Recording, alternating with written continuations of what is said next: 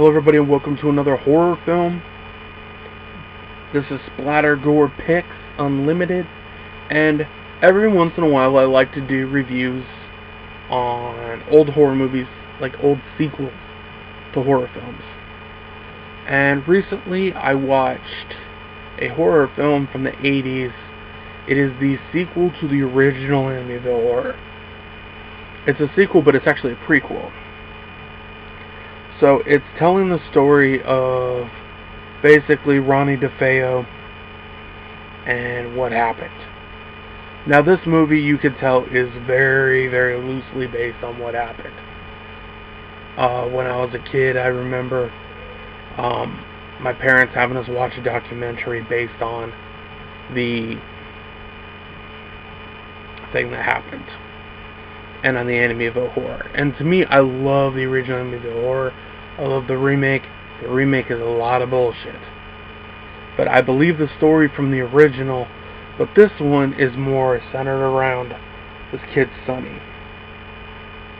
So this kid, Sonny, basically lives in the attic of the Amtyville house. And the ghost really sticks with him.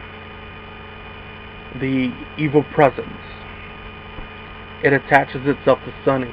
And through the movie, you see him alter. But what's really fucking weird, there's a lot of incest stuff in here. He, fucks his sister. And it's not insinuated. They show it. And then it's really freaking creepy. And he even, takes a gun and almost shoots his dad. The movie really takes its liberties with the source material, but I don't mind it. See, this is a movie that years ago I saw one scene out of it, and I've always wanted to watch the full thing, and I did. Now, it doesn't stop at the point where he kills his family. They go from there to the fact of him being possessed, and he gets possessed, and then this priest dreams about him killing the family.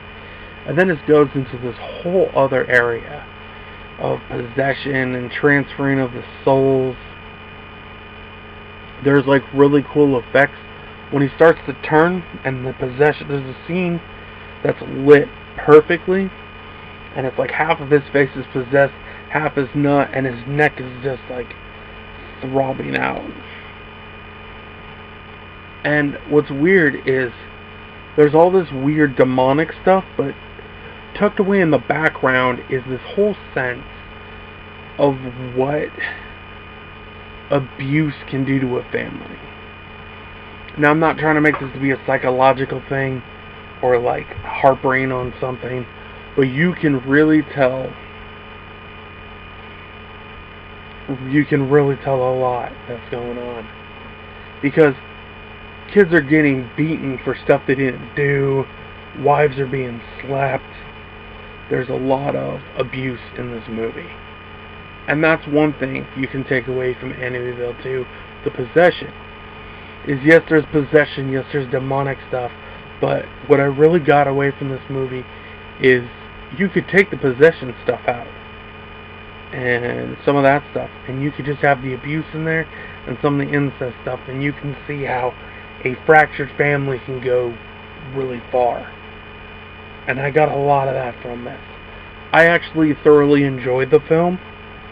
I think it's a great film. And I think a lot of people should check it out. It's an under the radar. Because there was tons of Amtyville sequels. There was a TV show.